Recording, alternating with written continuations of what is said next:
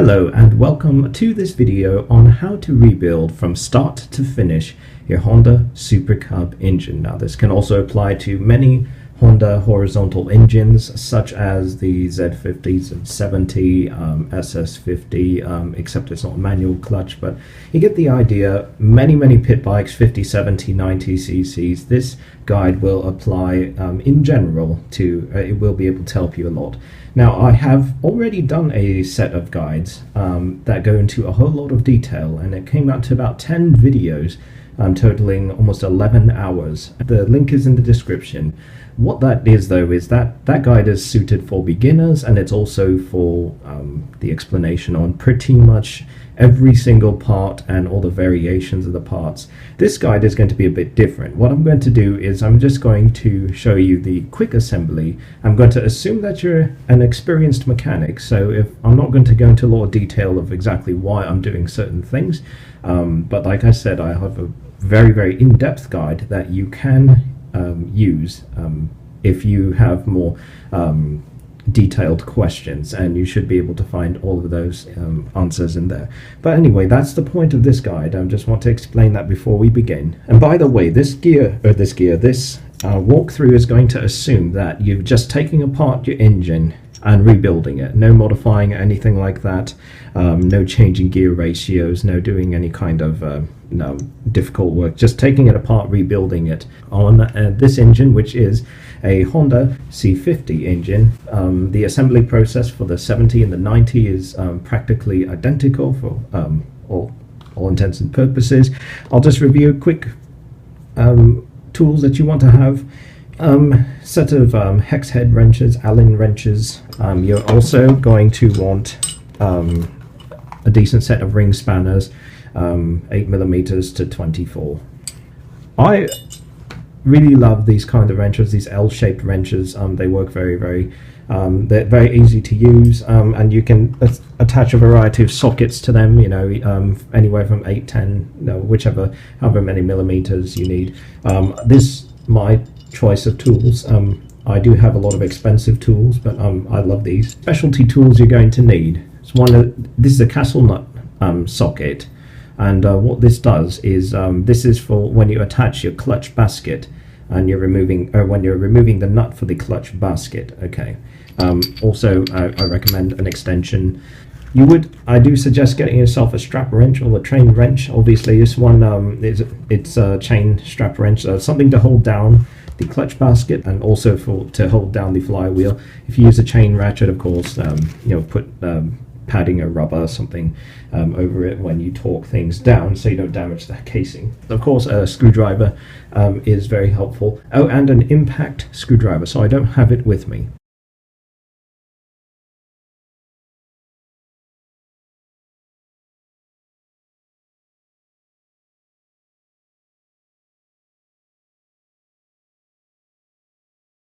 I also like to keep myself a bottle of acetone. Whenever I clean gasket surfaces, it does not leave a residue. It works pretty well on things like motor oil and grease, and like I said, it doesn't leave a residue, so whenever you put something together, it's going to go together nicely. Should go without saying, but a bunch of clean paper towels. What we're going to do next, or I'm going to show you now, is the case has obviously been cleaned. The gasket surface has been cleaned also. There's a few small scratches over here, that's fine. Obviously what you are aiming for is to make sure that there are no lumps of gasket material still left, and you also want to ensure that the surface is free of any kind of grease, junk, oil, so when you put it in the gasket, it will not be contaminated. It will sit flat. It doesn't have to be dry. I mean, if you have a little bit of fingerprint residue or something, that's fine. You don't have to have. Doesn't have to be like a clinic or anything like that. I also like to keep my engine on a bucket.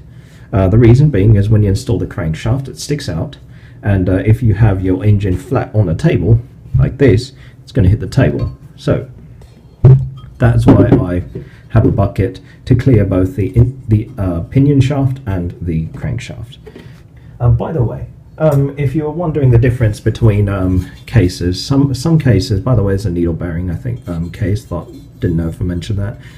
Some bikes have what we call roller ball bearing case, and what that means is that you have this bearing is not a needle roller, it is just it's a roller ball bearing, just like these right here. And so, but the installation process is exactly the same between them. So it's going to look like that. Obviously the bearings are going to sit in there. They're interference fit, so you have to you freeze the bearings and you heat the case up and install them. You can bang them in, but I don't like that. Typically damages the case. So, but anyway, I just wanted to make note, if your engine looks like this with these bearings, yes, the installation process is the same. Some of them have washers here and there. Really depends on what kind of engine you have. So just reference the manuals and reference what kind of bike you have. Okay. So that is it. That's the basics. Obviously, I go through, like I said, I go through all the parts in my other walkthrough series. So whatever section you want to go to, reference that set of walkthroughs. I'm going to just begin now. And what I usually start off with is the transmission or the gearbox. I'm not going to tell you how to take this gearbox apart because this is the way that they come from, essentially from the factory. So we're going to start with this shaft. This is obviously 3-speed, but there is no real difference between how you assemble a 3 and a 4-speed. The rule of thumb is that when you put on a freewheeling gear like this, it's going to need a 3-tab washer. So the 3-tab washer goes on, and when you are installing, if you install a splined gear like this, like a collar, it does not need a washer on its side because it does not rotate. You see there's a washer in there for this gear that freewheels. This gear doesn't come off. Some transmissions it does, this one does not. Obviously you can see it's pressed on there. It's not pressed, it's just held in there. But some have a little collar and then they go on, it slides on from this side. So when you're preparing the shaft, of course, now expect it, make sure there's no odd wear. Washer goes on, freewheeling gear goes on. That's your pinion shaft. This is the input shaft. This is the one that it does not come apart in pretty much any bike.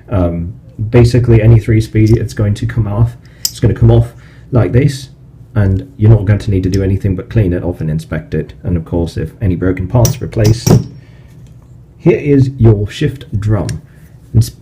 Inspect the pads. A little bit of wear is okay, but you don't want a deep groove here. These are the pads. This is, I mean, it's metal, but that's the part that contacts the collar and shifts the gears when you actuate it. So of course, and this is the way it comes off too. There are a couple different styles of contact switch. If you have a 4-speed, you're going to have 2 contacts. If you have a 3-speed like this, it's just going to be 1 contact. This usually doesn't come off. And like I said, there are the 4 pins here. If you have a 4-speed, it has 5 pins. One of them is short, so make note of which one is short, and then you have the 2 small ones. So that's your shift drum, but this is the way it comes off of the bike. There's no, I go into detail in the guides on how to take it apart.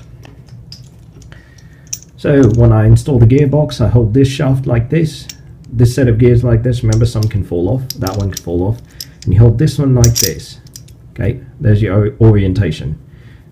So long bit here and the pinion going there, because you see the pinion shafts going to go in here. By the way, if you're wondering why I'm wearing a motorcycling glove, the Love You style glove, that's just because I banged up this hand pretty good recently, and so it's kind of gruesome. I don't want to show me bandages and all of that. So this is the way that you hold this. The shift fork, hold it to where the pin side is towards you. The front fork, the fork nearest you, goes to the right, and the back fork to the left. Okay, so holding it like this, and then when you're looking at the gearbox this way, back fork into here, around, and the front fork into there, just like that. Okay, so back fork left and front fork to the right. Now you're ready to put the gearbox in. Make note, some engines have washers in different places. Okay, you just have to reference the diagram on this one because there's no real set rule. This particular engine has a washer over here, and it has a washer on the other side, but I'll put that on later. So lower the gearbox in. The three holes correspond. So obviously this, this to here, that to here, and this one to over there. Okay. And you might need to do a little bit of fudging, a little bit of wiggling back and forth to get it to fall in. Okay, see, that was pretty easy. It fell in. Wiggle the drum a little bit, spin the gearbox, check for binding. If there's no binding, if it's a little hard to shift, that is okay. Okay. So because it's not held into place with anything and it's going to wobble, so that, don't worry about that. But if the gearbox seems to get stuck, so you're turning it, and you try wiggling the drum back and forth and absolutely nothing happens, even with a fair amount of force, stop, try and check it. It might not have seated all the way. And the last part for the gearbox is you're going to have this little stop. It's not in all bikes and not all designs are the same. So this one, though, it points at an angle this way. You can see how the other way it goes that way. Hold it, this one goes this way. That's the way this one is. It varies between bikes. But don't forget it, because this also acts as a spacer. And in this particular bike, it has a washer, goes over here, like that. Next, we're going to install the Kickstarter. So the Kickstarter has this, it comes out like this. There's only one real piece that you can remove with it from the internals, and that's this washer. And the washer goes here. It stops on the spirals, see? Stops at the spiral. But everything else is held together. And I go into more detail in the guide, but this is the way that you just put it in. So this tip goes in here, and the spring, see that notch goes right there.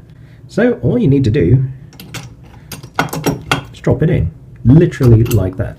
And you see when I rotate it, it turns. When I rotate anti-clockwise, it turns the gearbox, and it's working.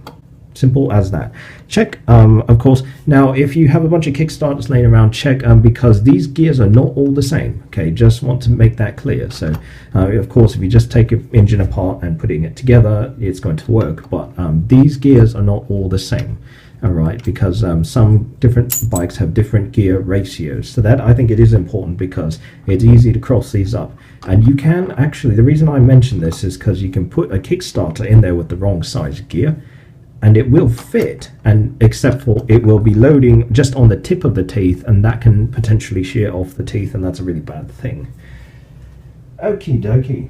Next is, and what I'm going to do is install the oil pump drive. And the reason I'm going to do that here is because I can't find the oil pump drive shaft. Where'd you go? Where have you went? Okay, next what we're going to do is install the oil pump drive. This goes, there is a fat side, and then there's a skinny side. The fat side is going to be towards us. And what you're going to do is slide it in between the timing chain area like this, and line it up with this hole, just like that, see? And then you are going to, here's the shaft. Your shaft might look different. If you have a C90, it's skinnier. Okay, this is a C50, of course, but if you have a skinny shaft, it's the exact same process to install it. Put that in there while holding the other side and start threading the shaft in. And the reason I'm doing this first is because if you have a C90 or a C100 Astrea, is that you have to put the shaft in first, otherwise it will not clear the crankshaft. But if you have a C50, it doesn't matter. You can put the crankshaft in next. This does not need to be tight. You see how I've not really cinched this down? That's because the rotation of the cam chain, the crankshaft or whichever, is it's going to be always tightening it. So there's no possible way for the oil pump gear to back off. So you don't have to worry about torquing it down in any way, shape or form. Now next is we're going to put in the crankshaft. Okay. There's many different sizes and shapes of these things, but they look about like this. The main thing you want to note is the gear goes down, and this side with the 6 splines is facing you. If you have a new engine, don't worry if you have to, or a newer engine, you might have to torque it down slightly, you have to pinch it together with the cases. I show you how to do that in my walkthrough. But this is a used engine, quite a bit of, actually this one has about 65,000 miles on it. It literally just in and out. So you don't have to do any kind of interference, fitting, pressing, none of that nonsense. And there you go. That's how you install the crankshaft. It's very easy. Okay, at this point, you are going to need to, going to put in these dowels. These are locating dowels that go here and here. Okay, this is where, there you go. And there's no special instruction for these. You just stick them in, and a little bit of tapping might be required. There we go.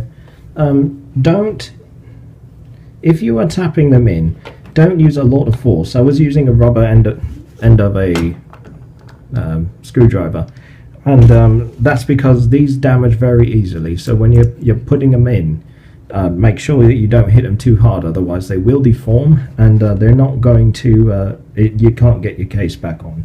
Next we are going to be installing the crank case gasket, or the case gasket as I call it. You see here the way that it's got this bar here. You have to cut that off, cut it to size, and then install the gasket.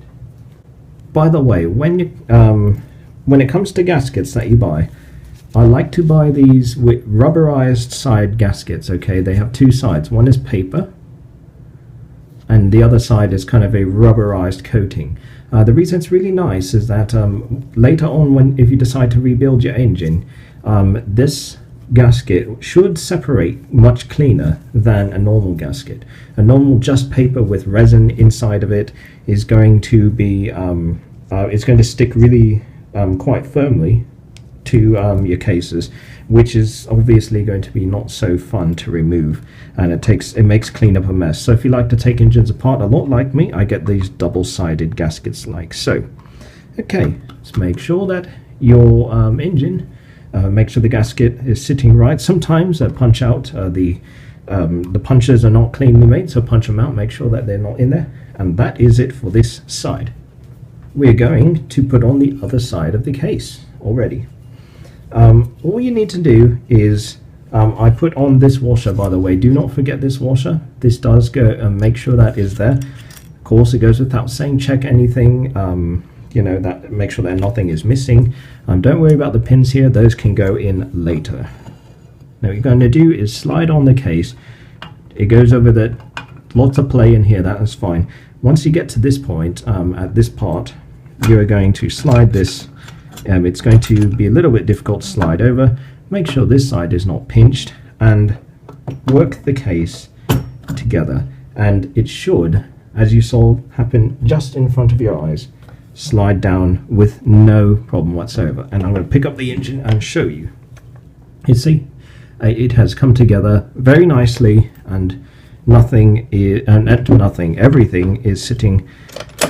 And so you see we have, make sure there's no binding here, and make sure the crankshaft rotates freely. Also, check your oil pump shaft on the other side. Make sure this guy rotates freely too. And if nothing is pinched and binding, then you can start to install the bolts for the case. Okay, when you're installing your case bolts, there's one thing I want to make note of, is that before you put these in, get a towel of a moist towel with a bit of motor oil on it, and rub it into the threads. You want to keep the threads oiled. That way it keeps these bolts from seizing in the case, and so I highly recommend doing that. As moisten these threads, you can put a drop of oil on them. You don't need a lot, doesn't need to be dripping oil. You just have to feed the bolt in to see if it's the correct length, and if you have about this much meat, as I say, that is good enough. But obviously this is going to be too much. You see that? It's going to be way too much. And if you feed it in a small bolt, that's too little. You want about that much meat, not this much. So put your case bolts in. That's how you can pick them up. Of course, if you haven't marked which one goes where, it's not necessary, to be honest with you. So I'm going to put the case bolts in now. So when you tighten them down, all you need to do, you don't need to use a lot of torque. Like I say, I don't like to tighten them down all the way in case, let's say you happen to say, well, I changed my mind with this, or I'm going to put something else in, or whatever. You can leave these because you can always access the bolts later on. So I just give them about that much of a cinch. So you can do, and you don't need to do a torque pattern. There's not very much torque on these. So I'm just going to tighten these around. Let's skip ahead. Now I'm going to do is take the engine and flip it back over. This is why I don't like putting the pins in, because you're going to do a lot of flipping over. When I said the pins, I meant these. Flip it over, and going to look at the engine this way. See how easily you can move the crankshaft, okay? You see how easily that moves. If you have a brand new crankshaft, the bearings are going to be a little bit tighter than this. This one's a used crankshaft out of 2012, and so it has a little bit of wear. It has about, I think it's 5,000 kilometers, I can't remember. But just make sure there's no unusual binding between anything. Now, what we are going to do is we are going to prepare the shifter. Take your pins. You're going to have 4 of them, 4 big ones if you have a 3-speed, and 5 big ones, 4 big ones if you have a 3-speed, 4 big ones and 1 slightly smaller but still big, still fat like this, for the 4-speed, excuse me. So a 5-speed is going to have 4 large pins. They're bidirectional. Install them just like so. No big trick to these, but just beware that they fall out very easily. So if you do flip the engine over for any reason, they're probably going to come out. Oop. There you go. Okay, next we're going to install the gear shifter. There are many different lengths of these, okay, so I've referenced this in my other video, but just make sure it is for the one that fits your bike, and they are the lengths, vary between just a centimeter or 2, so it's not that much. But what you're going to do is you have 3 basic parts. Also, these are different from the 3 and the 4 speed, so keep that in mind. The 3 speed is wider, the 4 speed is slightly smaller. So you have this arm, you're going to have the shifter, and you're going to have your spring. And if you have a brand new case and it didn't get this little pawl right here, this little shifter pawl, that black thing, if you didn't get that with your new case, if you have a new case for whatever reason, of course put that in. Just note on that. It's very easy how this goes in. You're going to install this spring like a, excuse me, sorry, get to the camera. Okay, the spring goes flat side down, and what you're going to do is pull over the spring over the tab so that it sits like this, see? And push it all the way down. Then what you're going to do is take the shifter, feed it through here,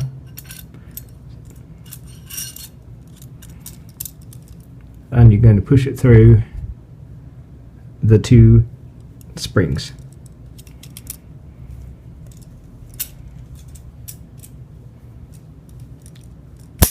Like that. So it's going to look like this. Now what you do is, all you have to do is feed, or clean this off if you haven't already, because this is outside of the bike and there's a bunch of dirt. You don't want the dirt falling inside your case, so clean that off, make sure.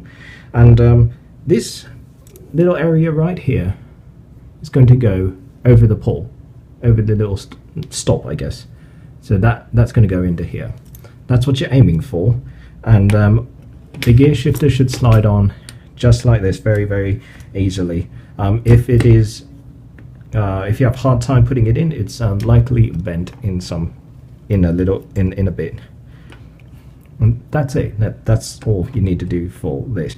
Oh, I should mention, check to see that it's going to be tough because of the spring, but make sure it's not grinding or hitting the top of the housing. Sometimes these get, especially with Chinese bikes, they're really badly made. So you want to make sure that they are that it's not interfering with shifting at all.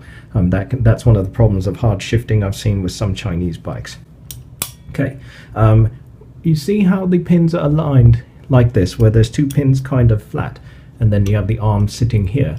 You want it to sit like that, because that's where the shifter is going to. That's how the shifter is going to sit. So when you secure it down, that's what you want it to look like. Next is going to be installing the shift star.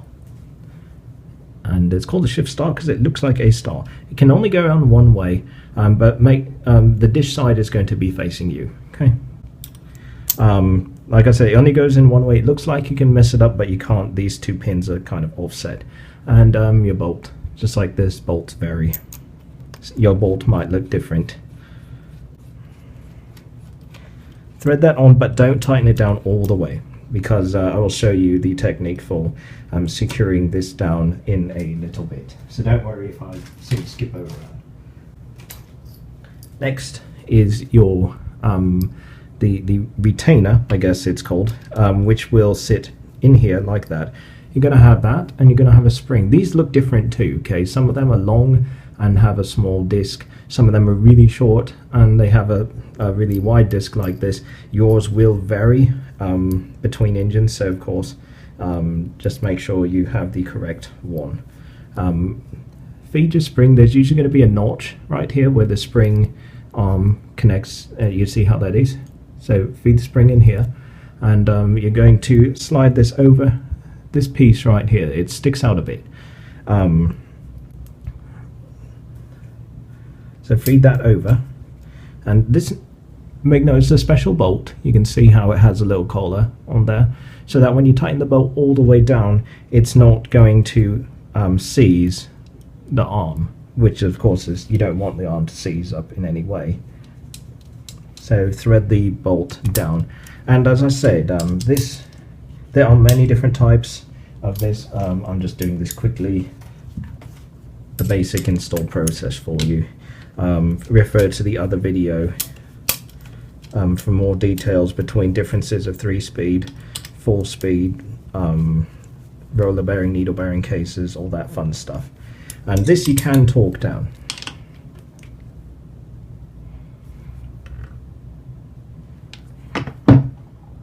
I'm not giving it a huge amount of torque. I just do it kind of, I like to test to see if the threads are giving way or not.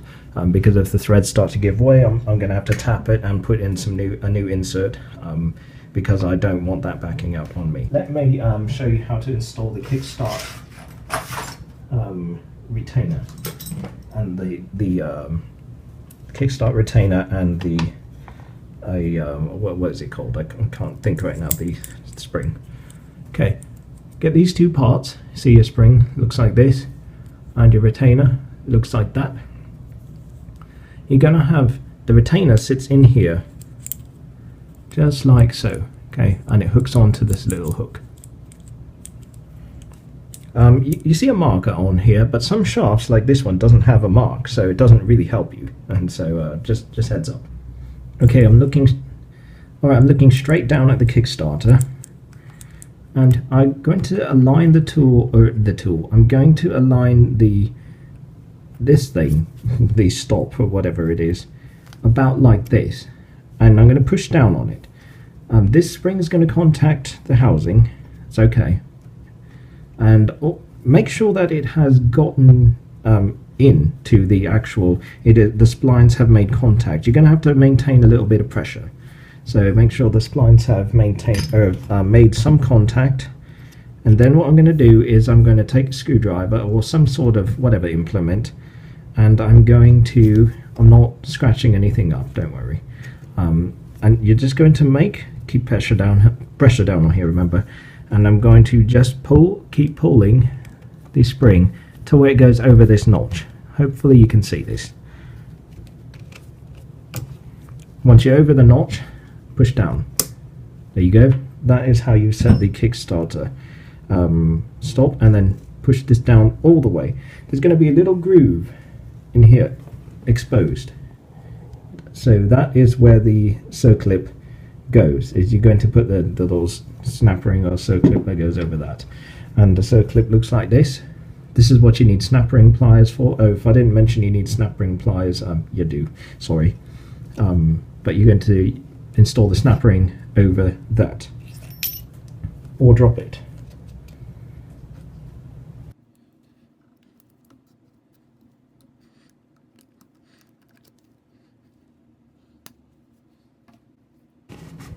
Okay, now take your engine and flip it over again. Remember, you can do that because there's no loose bits now on this. This is covered up. So flip this over. But I'm actually going to set it on its side like this for now. Well, now I'm going to flip it over so I can show you what I'm doing. With this, if you look in here, you can see there's no notches or anything. The only thing we need to do is install this fat washer and this bolt. Okay, flat side down on the washer, and put the bolt in, thread it in, and that is it. But if you have the newer contact switch type, I highly recommend looking at my video. Well, no, actually, I'm pretty sure you'll figure it out too. It's the same principle. It's just that the contact is in. It is on the washer, the plate, instead of inside the drum. Now, I don't tighten this down yet either. The reason is because if you really torque it down, you try and torque it down, what's going to happen, see, I haven't even tightened this down at all, is that this, you're going, okay, now that we have, the bolt is now contacting the bottom, if you just try and torque it, or you turn this until it actually gets tight. I'll show you on the other side. Makes it a lot easier to visualize this. So if you try and turn this, you see it's actually shifting. It's turning the gear shifter, and when you're turning the gear shifter, what that's going to do is eventually you will bind, because the shift forks will get stuck against a certain gear, and right here. Once that happens, if you continue to torque it down, what that's going to do is possibly, but not always, bend the shift forks and cause damage. So you don't want to be doing this. You know, you don't want to be torquing it down in this state, because that, like I said, that can damage the shift forks. So what you're going to do is bring it up on its side like this.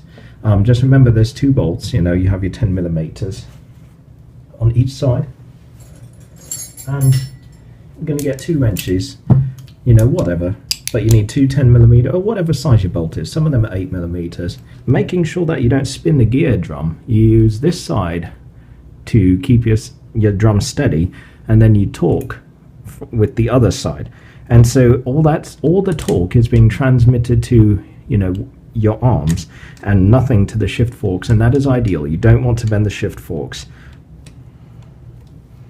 It's especially a big problem on Chinese engines, and so just torque it down. As I say, I do things kind of slowly, so I'm not putting a massive amount of torque on anything. There we go. So that's a good torque down, and that is the proper way to torque down both sides. So now that is tight, you don't have to worry about that. Next, oil pump. I'm not going to go into the specifics of which oil pump is which.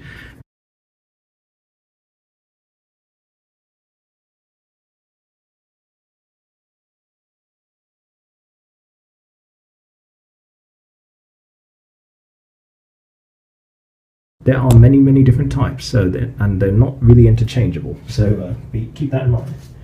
But the most important thing is just knowing that you have the correct pump. This is a C50, and here is a C50 pump, so I know that it is the correct pump. Gasket goes on there, just a paper gasket, nothing special, and put the oil pump on. But keep in mind that this oil pump can bind while you're trying to install it, because these teeth have to go on the end of the oil pump shaft, so you have to kind of rotate it and make sure that it goes in all the way and seats up against the shaft before you can start tightening things down. if that makes sense. Okay, there you go. And now, so this is sitting completely flat on the case. See? So now we can tighten it down. Now I'm doing this a little bit differently because this I'm using bolts. Whenever I have extra bolts laying around, I do, but you're going to have screws. Just make sure there's a really fat screw. So take note that those screws are going to have a really fat head on them, and they're going to need an awful lot of not an awful lot of torque, but you know, they're really big, and it's easy to strip out if you have a small-headed screwdriver like this.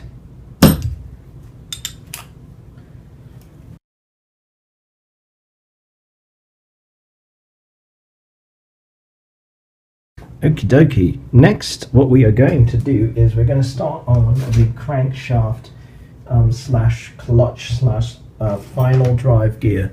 No, that paper towel is bothering me. I'm going to straighten you out. Okay, and so that means this, your drive gear. You're going to need this collar, and you're going to need your clutch. There you go.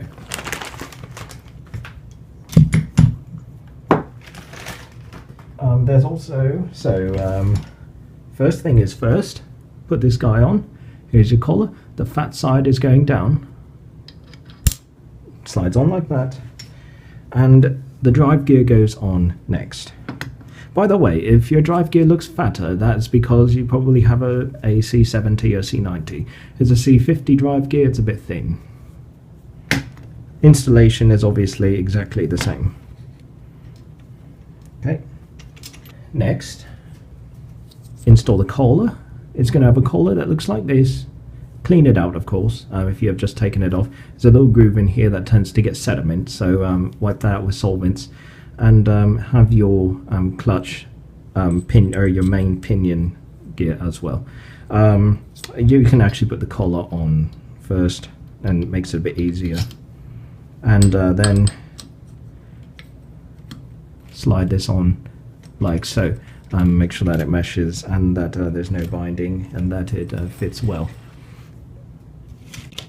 I'm not going to go into complete detail on how to, because I have an entire video on how to rebuild this clutch, and so I'd recommend, if you want to service or rebuild your clutch, I'm just going to go on to the continue on installing. The way that this clutch goes on is you have this pinion right here, and it has to go into these teeth. You can kind of see the corresponding teeth, so it has to fit in there like so. So I like to fit the gear first. Start sliding the clutch on, and it might take a little bit of fudging, you know, working it on. Okay, now we've cleared the splines. You heard that first thunk, hopefully, maybe not, and then the second thunk, and now the clutch is sitting over the gear, and it's also sitting over it's sitting over everything. Okay, and there's these three parts. There's the Belleville washer, the castle nut, and the tab washer. Tab washer looks, of course, like this. It's pretty obvious. Belleville washer is the one that says outside, and the castle nut is obvious too. Tab washer first. The inside tabs need to go and come back out, please. I asked you nicely to come back out. There are recesses in the. Oh, fine. I'm just going to take the clutch off. In fact, it's better to show you this. So that these three tabs are going to fit in three recesses of the clutch, just like that. So that's the only way that it's going to sit flat. Okay, so there's three tabs in here going to fit into those recesses there. I'll go put the clutch back on.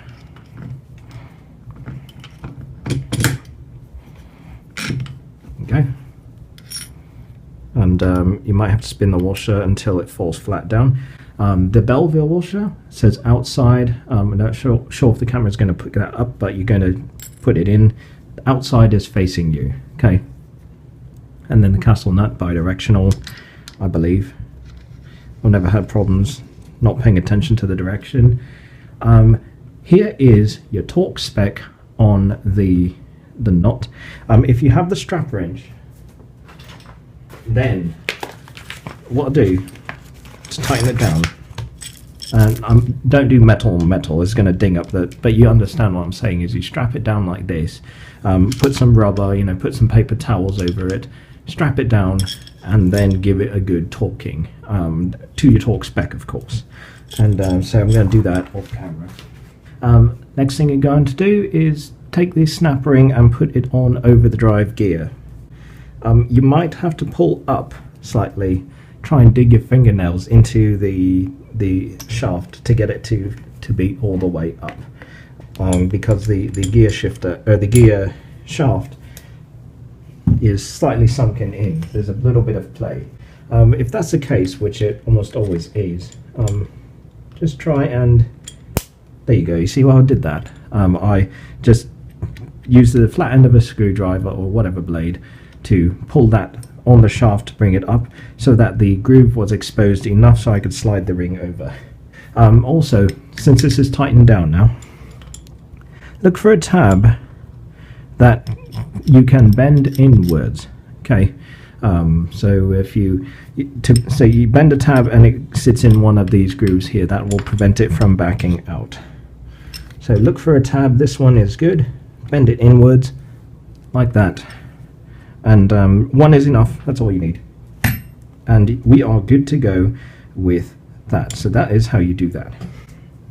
Lastly, if you're going to be, if you might forget, you might want to take a screen and you can put it in here. But beware, it does fall out if it's not one of those tight fitting ones. And so yeah, just don't forget that there is a screen that goes here. I'm just going to make a note of that. Now I'm going to put on the clutch cover. Okay, goes without saying, clean it off. Ensure that, and clean these recesses out here. If you didn't watch how to rebuild the clutch, if you've taken it off, clean out these recesses in here. That's where this is literally your oil filter. It's a centrifuge. So clean those out. Well, we're going to put on the cover. Get your gasket. There are corresponding holes that it goes over, so you can potentially fit this backwards like so, and the gasket will not align properly. So align the gasket properly, so that the holes do correspond to where it is on the part. All you need to do now is slip the plate on like so and screw it down. These screws look like this. Some are a little longer than others. These things break quite easily when you take your bike apart often, or if you have a really old bike, it's easy to strip them. So I do like to buy extra ones, just as a note. Yeah, just a quick note on that. And lastly, we're going to fit this bearing in here. So this is the throw out bearing.